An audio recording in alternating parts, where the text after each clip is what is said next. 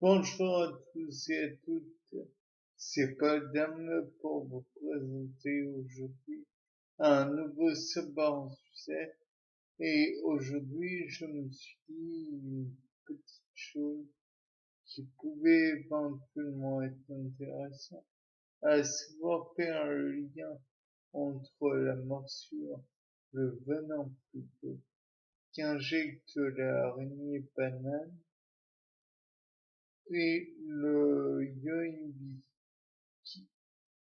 qui est une plante médicinale théoriquement. Donc, on note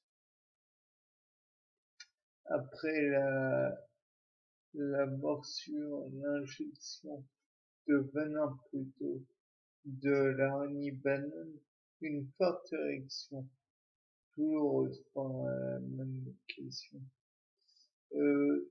Or, si ça peut paraître remarquable de ce point de vue, il faut savoir que potentiellement c'est très douloureux et que pour les organismes faibles, ça peut être mortel. Après, on note après absorption de Yoingbi de fortes érections. J'imagine douloureuse aussi au bout d'un certain temps. Or, si on suppose que le Yoingbi est le venin de l'araignée banane ont un effet similaire, à savoir donner des érections, peut-être produisent-ils ou contiennent-ils des éléments similaires. Or, nous savons déjà que l'araignée banane joue un rôle inhibiteur sur l'enzyme phosphodiestérase 5, ce qui a pour conséquence la direction. Peut-être que le yoinbi joue aussi un rôle d'inhibiteur de phosphodiesterase. Sinon, on peut aussi imaginer que on utilise via la chromatographie sur colonne les différents éléments constituants de la du venin de l'araignée banane. De là, on peut essayer d'en faire de même sur une sur une décoction donc à froid bien sûr de yoinbi. Je ne sais pas quelle substance et quelle partie de la plante est le plus riche en éléments qui pourraient donner des érections.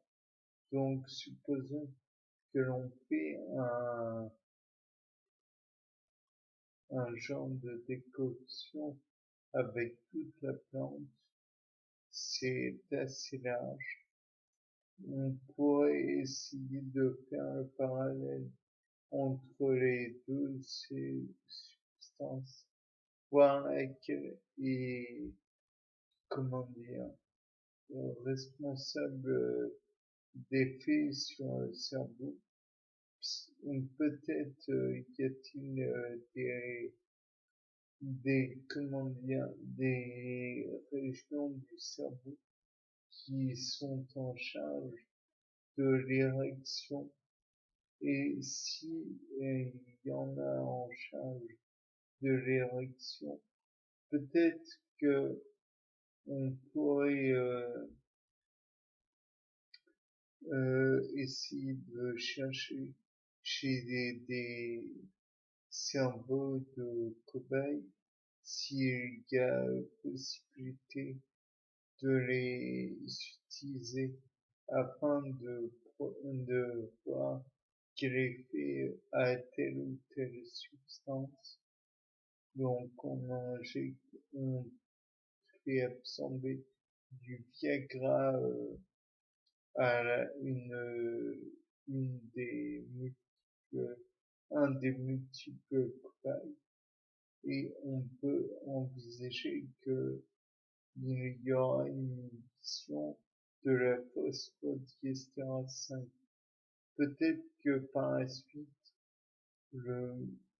une substance comme celle du yoinbi ou celle de l'araignée banane pourra produire elle aussi une érection assez importante.